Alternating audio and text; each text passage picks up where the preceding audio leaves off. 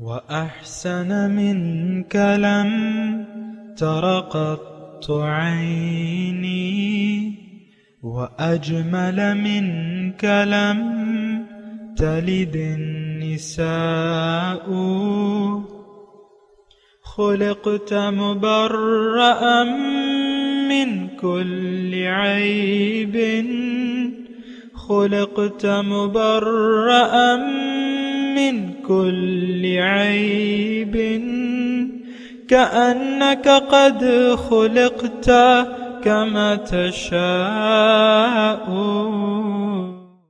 كتاب أنزلناه إليك مبارك ليدبروا آياته وليتذكر أولو الألباب. یہ کتاب برکت والی ہے جسے ہم نے آپ کی طرف نازل فرمایا ہے تاکہ دانش مند لوگ اس کی آیتوں میں غور و فکر کریں اور نصیحت حاصل کریں. اللہم صلی علی سیدنا محمد وعلی آل سیدنا محمد بعدد کل ذرۃ مئۃ الف الف مرۃ. سامعین و ناظرین کرام، السلام علیکم ورحمۃ اللہ وبرکاتہ. سامعین کرام، سورہ ہود آیت نمبر 62 جو پہلا موضوع ہے آج کے درس کا، وہ یہ ہے کہ کیا ہمارا رب ہمارے پاس ہی ہے؟ دوسرا، کیا ہم اپنے رب سے بات چیت کر سکتے ہیں؟ تیسرا، کیا رسم و رواج کی پیروی لازم ہے؟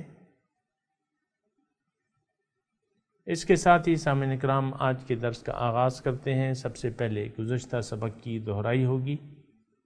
وَإِلَى ثَمُودَ أَخَاهُمْ صَالِحًا قَالَ يَا قَوْمِ اعْبُدُوا اللَّهَ مَا لَكُمْ مِنْ إِلَٰهٍ غَيْرُهُ هُوَ أَنشَأَكُم مِّنَ الْأَرْضِ وَاسْتَعْمَرَكُمْ فِيهَا فَاسْتَغْفِرُوهُ ثُمَّ تُوبُوا إِلَيْهِ إِنَّ رَبِّي قَرِيبٌ مُّجِيبٌ.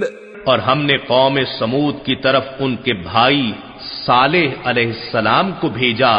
انہوں نے کہا، اے میری قوم، اللہ کی عبادت کرو، تمہارے لیے اس کے سوا کوئی معبود نہیں. اسی نے تمہیں زمین سے پیدا فرمایا اور اس میں تمہیں آباد فرمایا، سو تم اس سے معافی مانگو، پھر اس کے حضور توبہ کرو. بے شک میرا رب قریب ہے، دعائیں قبول فرمانے والا ہے. سامعین کرام، سورہ ہود آیت نمبر 62. لفظی ترجمہ. قال کہا،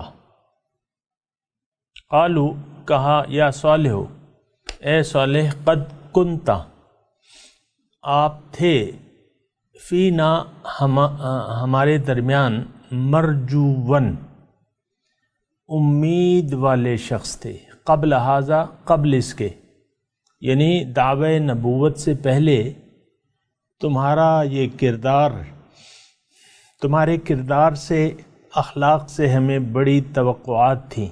مرجون امیدیں تھیں.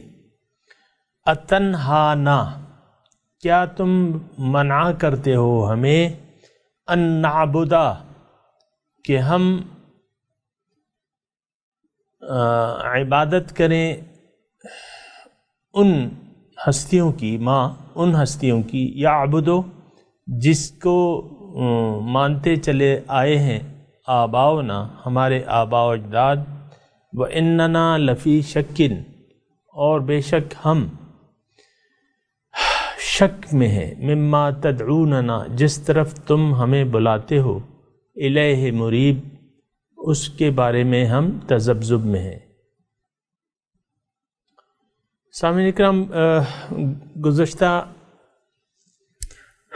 جو سبق تھا اس میں ہم نے پڑھا کہ حضرت صالح علیہ السلام نے اپنی قوم کو خدا واحد کی بندگی کی طرف دعوت دی، اور اس کا طریقہ کیا بتایا؟ فاستغفروہ ثم توبوا الیہ، کہ تم معافی مانگو اپنے طرز عمل سے جو غلط ہے، اور پھر اس کی طرف پلٹ آؤ، رجوع کر لو۔ ان ربی قریب مجیب، کیونکہ میرا رب قریب ہے اور مجیب، جواب دینے والا ہے، وہ قبول کرنے والا بھی ہے اور جواب دینے والا بھی ہے۔ سامعین کرام، بات یہ ہے کہ یہ ہم جو مضامین پڑھ رہے ہیں گزشتہ اقوام کے، یہ گزشتہ اقوام کے نہیں، ہمارے حالات ہیں اگر آپ دیکھیں، کیونکہ وہ بھی انسان تھے اور ہم بھی انسان ہیں۔ انسان نفسانی طور پہ ظاہر کی طرف آمادہ ہونے والا ہے، اور جس طرح کہ وہ ہو گئے تھے ظاہر کی طرف آمادہ ہو گئے تھے اور ظاہری کا خیال رکھتے تھے جس طرح کہ ہم رکھتے ہیں۔ سامعین اکرام، تو اتنی اگر میں یہ کہوں اتنے تعجب کی بات نہیں ہے، یہ کوئی گزرے ہوئے واقعات نہیں ہیں، یہ آج کے واقعات ہیں سامعین اکرام، کیونکہ حالات مختلف نہیں ہیں۔ ہم بھی سامعین اکرام ظاہر پرست بن گئے، ظاہری کو پوجتے ہیں، ظاہری کا خیال رکھتے ہیں، اور ظاہر کی ہم اطاعت کرتے ہیں۔ نفس، ہمارا نفس ہے جو کہ ہمیں اندر محسوس ہوتا ہے، اور ایک خواہشات سے بھرا ہوا نفس ہے جو کہ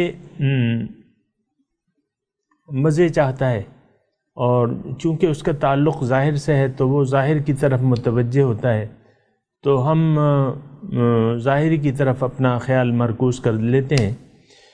اسی طرح جو باطنی حقیقتیں ہیں سامعین کرام، اس کو ہم نظر انداز کر دیتے ہیں۔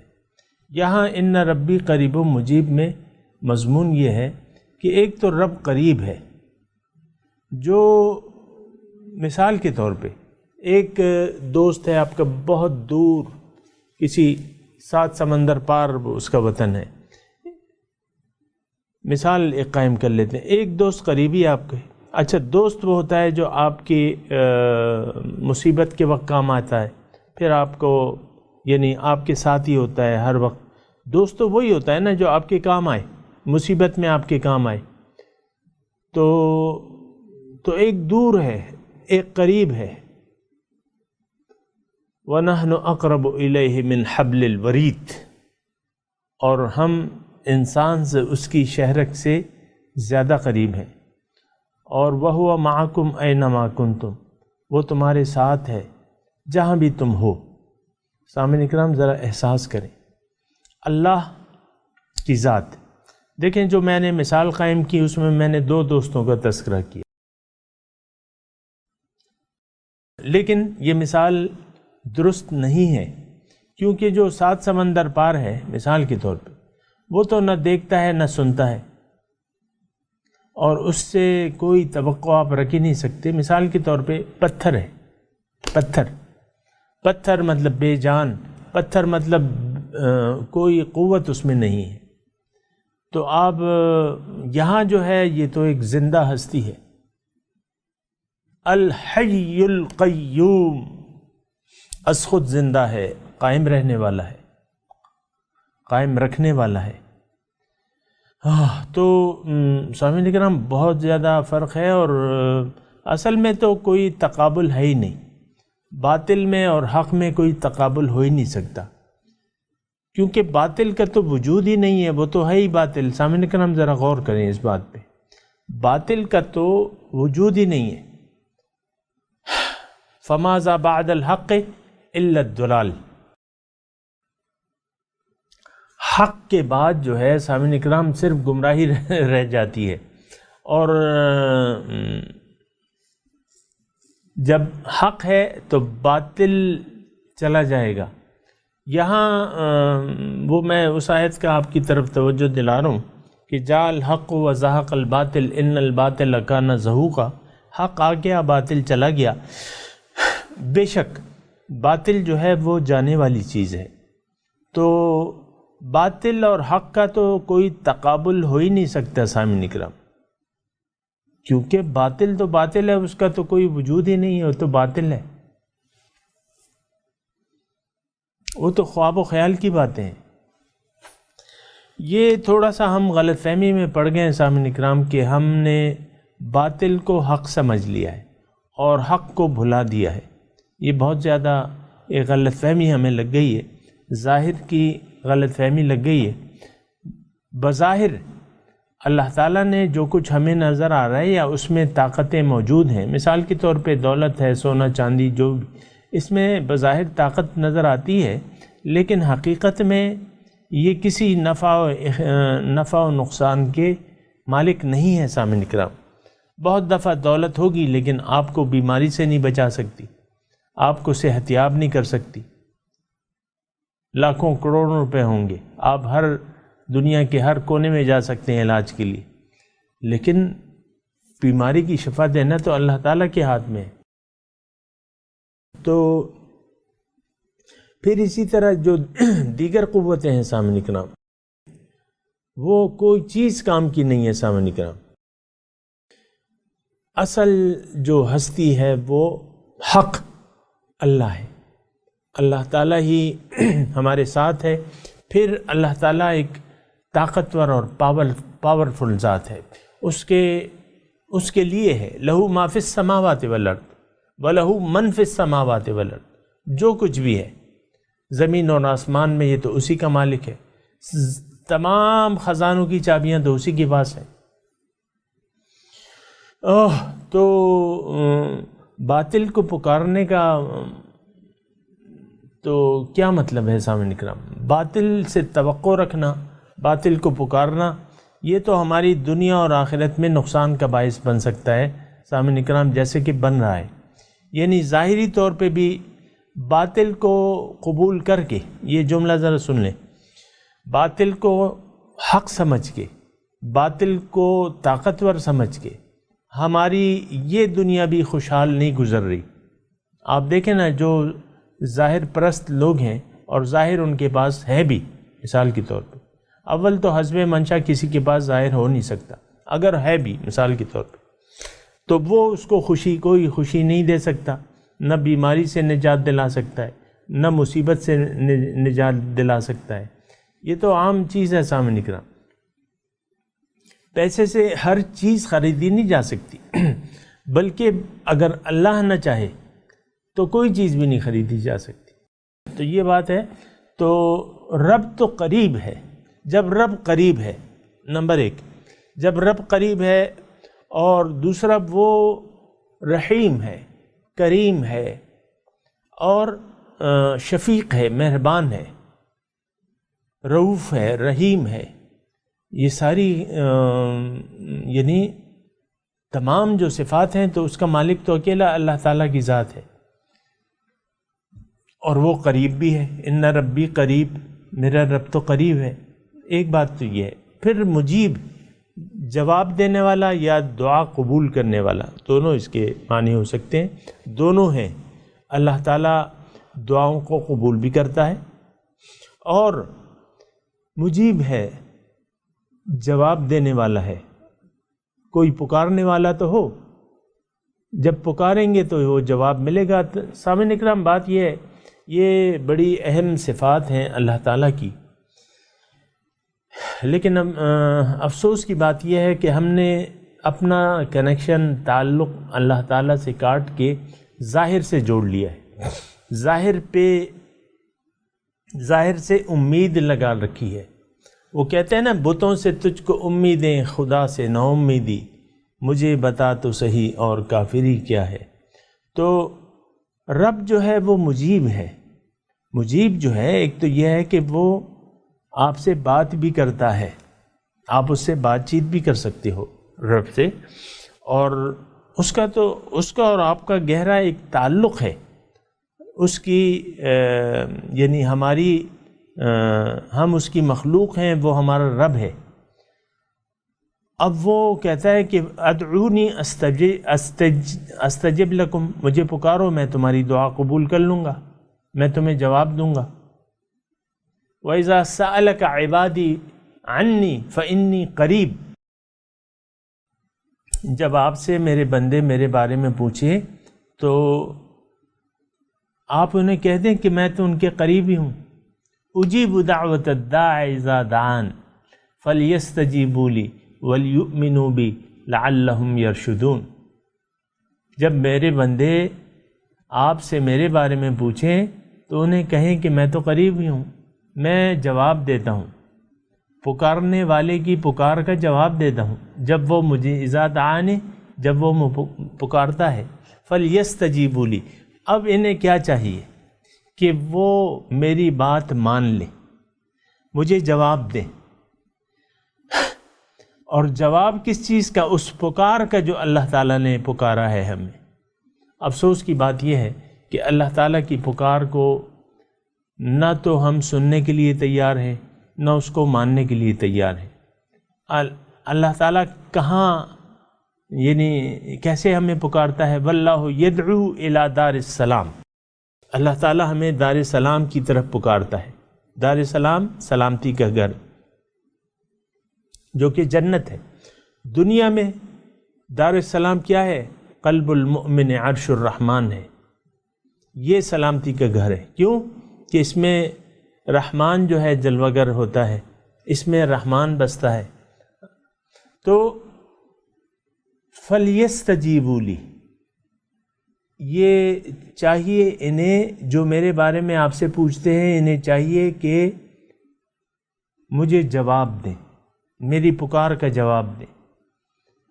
استجیبوا للہ وللرسول اذا دعاکم لما یحییکم، جواب دو اللہ کو، اس کے رسول کو، جب وہ تمہیں بلائے، جب وہ تمہیں پکارے ایک خاص مقصد کی طرف، اس میں تمہاری زندگی ہے. افسوس کی باتیں یہ ہیں سامعین اکرام کہ یہ قرآن کے مضامین ہم پڑھ تو رہے ہیں، لیکن یہ ایک روایتی طور پہ ہم اکثر لوگ جو عام طور پہ یہ درس وغیرہ یہ سنتے ہیں تو یہ ایک روایت ہوتی ہے، بس بھئی درس کا ٹائم ہو گیا ہے چلو آؤ درس سن لیتے ہیں. پھر وہی اپنی چال بے ڈنگی جو پہلے تھی سو پھر بھی رہتی ہے. تو یہ بات غلط ہے سامعین اکرام. قرآن ایک نصیحت ہے. اللہ تعالیٰ فرما رہا ہے کہ میں نے نصیحت کے لیے قرآن کو آسان کر دیا ہے، تو اس سے کوئی نصیحت لینے والا ہو تو لے لے. تو ایک تو قریب ہے اور دوسرا جواب دینے والا ہے. افسوس کی بات یہ ہے کہ اللہ تعالیٰ سے وہ تعلق جو ہمارا ہونا چاہیے تھا وہ نہیں ہے. اللہ تعالیٰ تو مومن کے دل میں رہتا ہے. اب شرط یہ ہے کہ وہ دل کو اپنا پاک کر لے اور اس میں اللہ تعالیٰ اللہ گھر والی کو لے آئے. تو پھر یہ ہے کہ دل جب اس کی یاد سے آباد ہو جائے تو بس پھر تو کام ٹھیک ہو جائے گا. دل وہ آباد نہیں جس میں تیری یاد نہیں، ہے وہ کافر جو تیری راہ میں برباد نہیں. تو اللہ کی یاد سے دلوں کو بھر لینا چاہیے. الم یأن للذین آمنوا ان تخشع قلوبہم لذکر اللہ وما نزل من الحق، کیا مومنوں کے لیے وہ وقت قریب نہیں آیا کہ ان کے دل اللہ کی یاد سے، اللہ کی یاد کے لیے جھک جائیں. ان تخشع قلوبہم لذکر اللہ، تو اللہ کی یاد کیا ہے؟ قرآن ہے. الذکر قرآن کا نام ہے. اللہ کی یاد کے سامنے جھک جائیں. ہمارا یہ دل جو ہے عام طور پہ سامعین اکرام اللہ کے سامنے جھکنے کے لیے تیار نہیں ہے. ایک تو اسلام کی من مانی ہم نے تشریحات کر لی ہیں، اور پھر بغیر کسی رہنما کی رہنمائی میں اپنی ہم زندگی گزار رہے ہیں. یہ سب جو ہے یہ جہالت ہے سامعین اکرام. اسلام وہی ہے کہ آپ اس کے مقصد کو، اس کی دعوت کو قبول کر لیں، پھر اللہ کو اپنا مقصود بنا کے اللہ کے راستے پر ایک رہنما کی رہنمائی میں آپ چلنے لگیں تو وہ اسلام ہے. باقی تو یہ پھر من چاہی خواہشات ہی رہ جاتی ہیں اور تو کچھ بھی نہیں رہتا. ان ربی قریب مجیب، میرا رب تو مجیب ہے، جواب دینے والا ہے، بات کرتا ہے. دل کے آئینے میں ہے تصویر یار، جب ذرا گردن جھکائی دیکھ لی۔ تو یہ بس یہ ایسے مضامین ہیں کہ یہ تو مطلب عام نہیں ہیں، اور بہرحال یہ حقیقت ہے جو کہ کہا جا رہا ہے کہ ان ربی قریب مجیب۔ پھر آج کا جو سبق ہے قالوا یا صالح قد کنت مرجوا، یہ آپ نے ترجمہ سنا، اس میں قوم جو جواب دیتی ہے صالح علیہ السلام کو، وہ کہتی ہے کہ آپ سے ہمیں بڑی امیدیں تھیں۔ ظاہر ہے نبوت کا اظہار ایک خاص عمر میں ہوتا ہے سامعین اکرام۔ صالح علیہ السلام کو یعنی اس معاشرے میں رہتے ہوئے تو وقت ہو گیا تھا، جیسے حضور صلی اللہ علیہ وسلم کی نبوت کا ظہور جو ہے مکے میں وہ 40 برس کی عمر میں ہوا۔ وہ ٹھیک ہے نبی تو وہ ازل سے یعنی پہلے سے تھے، لیکن نبوت کا ان کا ظہور 40 برس ہوا۔ اب 40 برس تک جو عرصہ تھا، فرشتہ جو 40 برس میں آیا نا، لیکن اس سے پہلے تو وہ ایک عام انسان تھے اور اپنے کردار کی وجہ سے وہ مشہور تھے، صادق الامین مشہور تھے۔ نبی ہمیشہ ایک معزز خاندان سے ہوتا ہے، ایک مکمل عقل مند انسان ہوتا ہے، ایک بھرپور انسان ہوتا ہے سامعین اکرام۔ تو نبوت سے پہلے اب حضور صلی اللہ علیہ وسلم سے بھی لوگوں کی توقعات تھیں، ہر پیغمبر اسی طرح حضرت صالح علیہ السلام کو ان کی قوم کہہ رہی ہے قد کنت فینا مرجوا قبل ھذا، اس سے پہلے تو ہمیں تم سے بڑی امیدیں تھیں اے صالح کہ تم ہمیں اٹھاؤ گے اوپر مادی طور پہ، اور تم ہوشیار ہو اور خاندانی ہو، اور تو ہمیں بڑی امیدیں تھیں۔ یہ تم نے کیا کیا کہ تم ہمیں جو یعنی جو طریقہ ہمارے آباء و اجداد کا تھا اس سے تم روک رہے ہو۔ یہ آباء و اجداد کا طریقہ عام طور پہ سامعین اکرام آپ دیکھیں یہ ذرا مشکل لگتا ہے، یعنی ایک تو رواج، مروجہ رواج، اس کی خلاف ورزی ذرا مشکل لگتی ہے۔ انسان وہی کچھ کرتا ہے، نقال ہے، انسان نقال ہے، تو وہ نقل کرتا ہے اپنے معاشرے کی، اپنے آباء و اجداد کی نقل کرتا ہے اور اس کو وہ صحیح سمجھتا ہے۔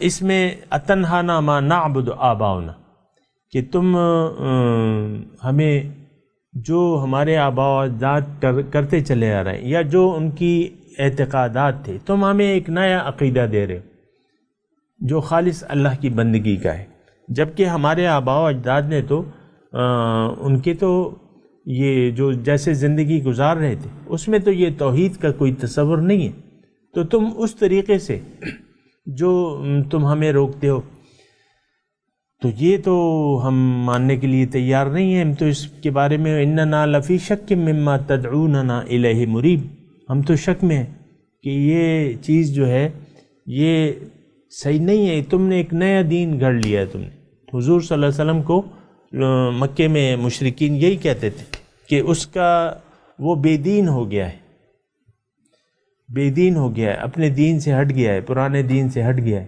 آج بھی یہی ہوتا ہے سامعین کرام۔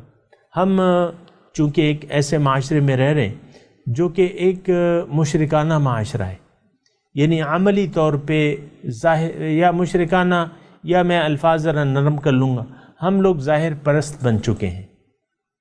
یہ نرم الفاظ ہیں سامعین کرام، حقیقت میں تو وہی ایک شرک ہے، لیکن میں نرم الفاظ استعمال کہ ہم ظاہر پرست قوم ہیں، ظاہر کو دیکھ رہے ہیں، ظاہر ہی ہمارا مقصود ہے، ظاہر ہی ہمارا معبود ہے، ظاہر ہی ہمیں مطلوب ہے۔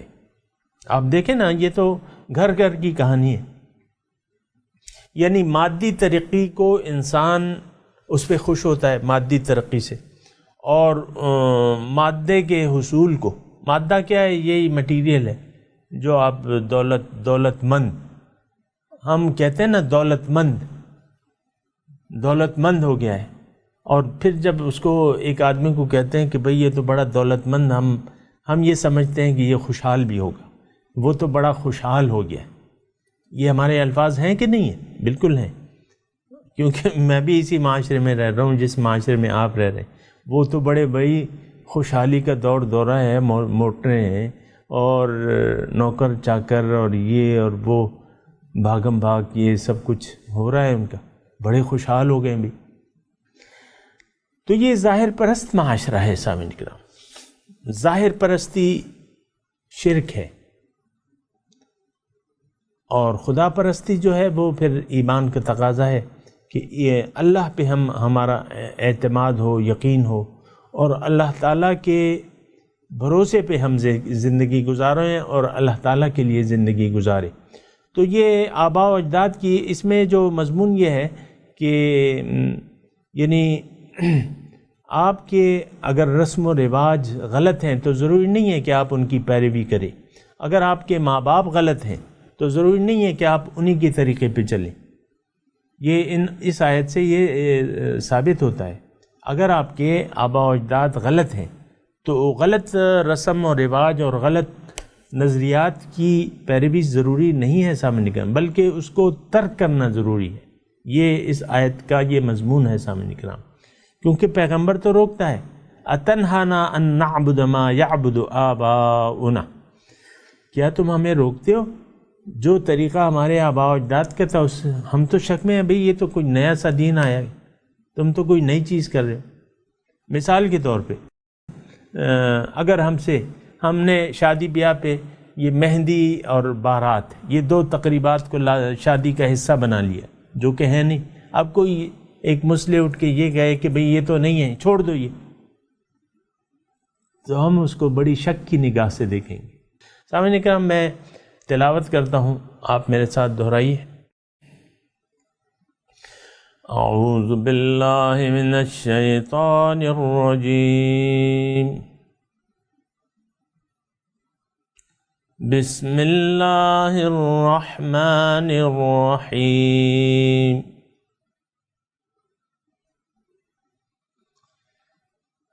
قالوا یا صالح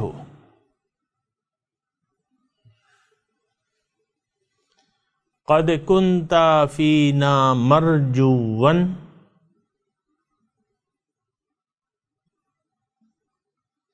قبل هذا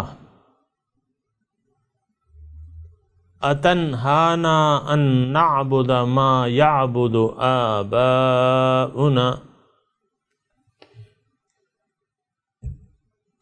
وإننا لفي شك مما تدعوننا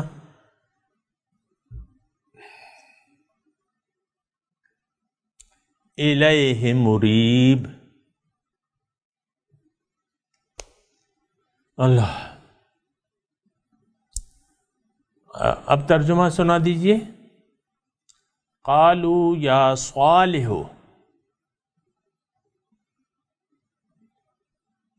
قوم نے کہا اے صالح، قد کنت فینا، آپ تھے ہمارے درمیان، مرجون،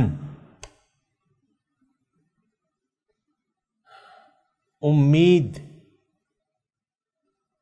یعنی ہمیں تم سے بڑی امید تھی، قبل ھذا،